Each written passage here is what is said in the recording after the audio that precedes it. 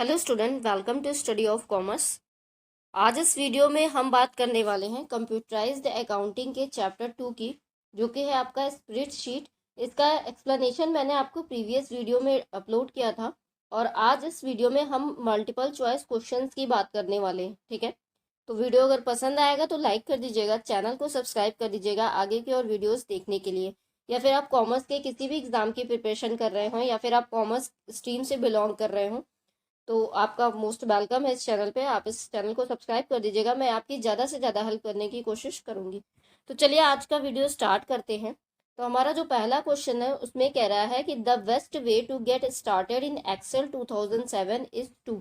तो यहाँ पे एक्सेल 2007 के ही क्वेश्चन आपको मिलेंगे, क्योंकि जो हमारी एनसीईआरटी की बुक है उसमें एक्सेल 2007 को ही पढ़ाया गया है, इसलिए मैं एनसीईआरटी के पॉइंट ऑफ व्यू से ही आपको क्वेश्चन भी करा रही हूँ। ठीक है, तो एक्सेल 2007 में कौन सा बेस्ट वे है स्टार्ट करने का? तो पहला ऑप्शन है व्यू टूल बार, दूसरा है होम टैब, तीसरा है माइक्रोसॉफ्ट ऑफिस बटन, चौथा है नन ऑफ द अबव।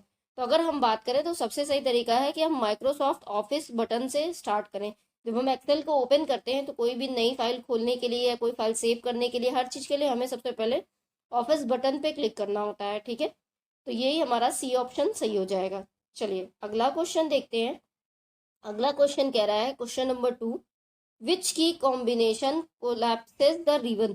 तो ऐसा कौन सा की कॉम्बिनेशन है जिसको प्रेस करने से हमारे ये जो रिबन्स है ये गायब हो जाते हैं। ठीक है, ये जो रिबन्स हैं यहाँ पे डिफरेंट अलग अलग तरीके के, ये पूरे पेज से गायब हो जाते हैं। तो अगर हम जो है कंट्रोल के साथ F1 की प्रेस करते हैं, कंट्रोल के साथ F1 की जब आप प्रेस करते हैं, कभी भी एक्सेल खोल के आप चेक कर सकते हैं, कंट्रोल के साथ F1 की प्रेस करेंगे तो ये जो रिबन है ये आगे के गायब हो जाएंगे। ठीक है, चलिए तो यहाँ पे हमारा ए ऑप्शन सही हो जाएगा। चलिए क्वेश्चन नंबर 3 देखते हैं। क्वेश्चन नंबर 3 में कह रहा है which view shows margins and the rulers. तो कौन सा ऐसा व्यू है जिसमें मार्जिन और रूरल दिखाई पड़ता है? ठीक है, तो पहला है नॉर्मल, दूसरा है पेज लेआउट, तीसरा है पेज सेटअप और लास्ट है आपका रिव्यू। तो अगर हम बात करें तो पेज लेआउट में हमारा जो है मार्जिन और रूलर शो होता है। ठीक है, जैसे देखिए आपको फिगर में भी दिखा रहा है। पेज लेआउट की अगर हम बात करें तो ये पेज लेआउट व्यू में ही हमको जो है मार्जिन और रूलर्स दिखाई पड़ते हैं, यहीं पे हम इनकी सेटिंग्स भी करते हैं। ठीक है, तो हमारा क्वेश्चन नंबर 3 का जो है सी ऑप्शन बी ऑप्शन सही हो जाएगा, पेज लेआउट। चलिए क्वेश्चन नंबर 4 देखते हैं। क्वेश्चन नंबर में फोर में कह रहा है as you type a number in a cell. अगर आप कोई नंबर टाइप करते हैं सेल में तो what modes appear in the status bar. तो स्टेटस बार में कौन सा मोड अपीयर होता है? तो पहला ऑप्शन है इंटर मोड, दूसरा है रेडी मोड, तीसरा है एडिट मोड, चौथा है रिकॉर्ड मोड। तो अगर हम बात करें जब हम कोई नंबर टाइप करते हैं सेल में तो स्टेटस बार में हमारे इंटर मोड अपीयर करता है। तो क्वेश्चन नंबर 4 का ए ऑप्शन सही हो जाएगा। ठीक है, क्वेश्चन नंबर 5 देखते हैं। Where is the address of the active cell displayed. तो एक्टिव सेल का एड्रेस कहाँ पे डिस्प्ले होता है? पहला ऑप्शन है रो हेडिंग, दूसरा ऑप्शन है स्टेटस बार, सी में कह रहा है नेम बॉक्स, चौथा है फॉर्मूला बार। तो इसको हम फिगर की मदद से समझते हैं। तो देखिए नेम बॉक्स हमारा यहाँ पे शो करता है, यानी नेम बॉक्स में हमारी एक्टिव शीट शो करती है। तो हम V1 पे हैं तो नेम बॉक्स में V1 लिखा हुआ है और फॉर्मूला बार हमारा यहाँ पे है, यहाँ पे फॉर्मूला शो करता है। ठीक है, तो इसलिए हमारा क्वेश्चन नंबर 5 का ऑप्शन क्या हो जाएगा? Name box. नेम बॉक्स में ही हमारी एक्टिव सेल का एड्रेस शो करता है। ठीक है, चलिए तो 5 का नेम बॉक्स आंसर हो जाएगा। चलिए क्वेश्चन नंबर 6 देखते हैं। क्वेश्चन नंबर 6 में कह रहा है which command reverses the last action perform in the worksheet.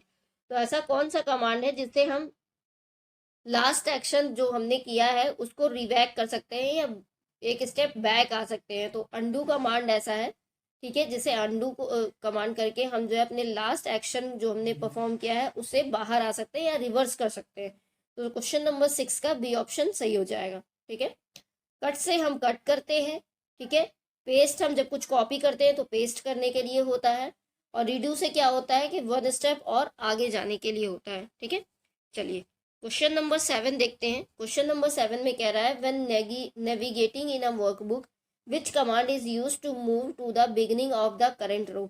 तो कौन से कमांड से हम करंट रो के बिगिनिंग में आ जाएंगे? तो पहला है कंट्रोल प्लस होम, दूसरा है पेज होम, तीसरा है होम, चौथा है कंट्रोल प्लस बैक स्पेस। तो हम अगर होम की को प्रेस करते हैं या होम पे जाते हैं तो हमारा जो कमांड है वो ये वाला होता है कि हम बिगिनिंग ऑफ द करंट रो पहुंच जाते हैं जब हम होम को प्रेस करते हैं।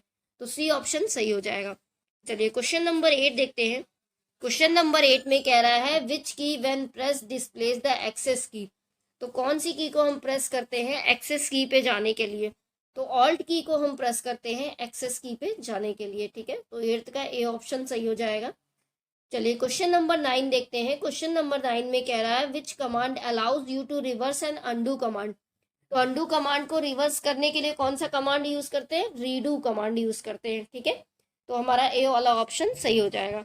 चलिए क्वेश्चन नंबर 10 देखते हैं। क्वेश्चन नंबर 10 में कह रहा है which function result can be displayed in auto calculate. तो ऐसे कौन से फंक्शंस हैं जो कि ऑटो कैलकुलेट कर देते हैं हमें हमारे फंक्शन को? तो अगर हम बात करें तो सम और एवरेज के जो फंक्शंस हैं वो ऑटो कैलकुलेट कर देते हैं जैसे ही हम क्लिक करते हैं। ठीक है, तो ए ऑप्शन सही हो जाएगा। चलिए क्वेश्चन नंबर 11 देखते हैं। क्वेश्चन नंबर 11 में कह रहा है which cell alignment is assigned to most values by default. तो मोस्टली हमारे जो भी अलाइनमेंट होते हैं वो लेफ्ट में ही जाते हैं। जब भी हम एक्सेल में कुछ टाइप करते हैं तो ज़्यादातर चीज़ें हमारी लेफ्ट में ही जाती हैं, लेफ्ट अलाइनमेंट में। तो इसलिए 11 का बी वाला ऑप्शन सही हो जाएगा। चलिए अगला क्वेश्चन देखते हैं। क्वेश्चन नंबर 12 में कह रहा है विच functions automatically totals a column और रो ऑफ वैल्यूज। तो ऐसा कौन सा फंक्शन है जो ऑटोमेटिकली टोटल्स कर देता है कॉलम या वैल्यूज जो हम रो में रखे हुए हैं? ठीक है, तो अगर हम बात करें तो ये फिगर से भी हमें समझ में आ रहा है सम का जो कमांड है वो ऑटोमेटिकली टोटल कर देता है। ठीक है, बगल में उसका सिंबल बना होता है, उस पर हम क्लिक करते हैं तो वो सम टोटल दिखा देता है हमें। तो ये हमारा सी वाला ऑप्शन सही हो जाएगा। चलिए क्वेश्चन नंबर 13 देखते हैं। क्वेश्चन नंबर 13 में कह रहा है which mathematical operator is represented by an asterisk.